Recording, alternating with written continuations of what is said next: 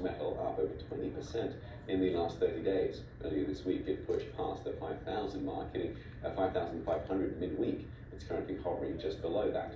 So what is behind all this momentum? For more, I'm joined by David Newhouser, founder and chief investment officer at Livermore Partners. What's your take then? What's going on? Help us understand this continued rise of gold. Yeah, thank you for having me. Look, gold, I think, has been on a massive uptrend here in the last several years. This year, as you described, it's already up about 20% year to date. I think it's just now taking sort of front and center approach where globally, people are starting to understand the need for gold and how it's truly the only unencumbered, I would call it, a national reserve asset in what looks to be a new world order. Yeah, and are other commodities also following suit with gold? Yes. So, for example, like our hedge funds focused a lot on this debasement trade that we laid out several years ago. So we're invested in a number of sectors and areas within companies that would be big beneficiaries of the debasement trade. So it's not just gold that's rising. It's really a factor in which fiat currency is falling, especially the US dollar. And as that occurs globally, other critical assets as well as base metals, precious metals are going to rise dramatically. You've seen that. You've seen that with copper. You've seen that obviously recently with silver, with been on a parabolic move.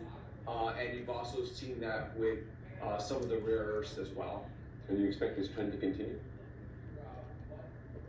So we do. So again, our fund's been looking for this to occur. So we've done a number of sort of interviews and of course with our investors focused on this area of the market. So while others are focused on tech, others have been focused on other sectors in the economy that seem to be benefiting.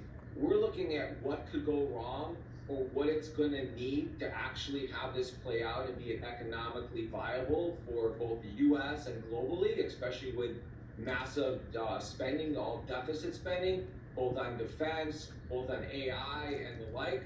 And with that, we just see more debt that's unsustainable. And when you look at that, it's really more or less the debasement trade, because inflation's going to either ultimately rise or you're going to inflate your way out of this. There's only two ways out.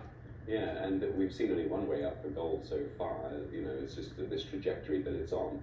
Is it sustainable? Do you think there's going to be a correction at some point to a more sort of sustainable level?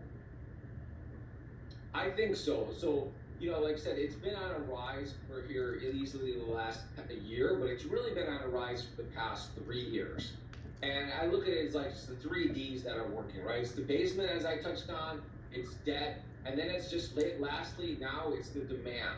So you're seeing, whether it be central banks around the world, or now you're starting to see investors actually become more worried that we're in this sort of polarized world, and they're looking to get out of fiat currencies, whether it be in Japan, whether it be in China, whether it be in the United States, and they're looking to figure out where they can put their money where it doesn't get inflated away. And again, gold is the go-to. So I expect, look, it's been on a phenomenal run here.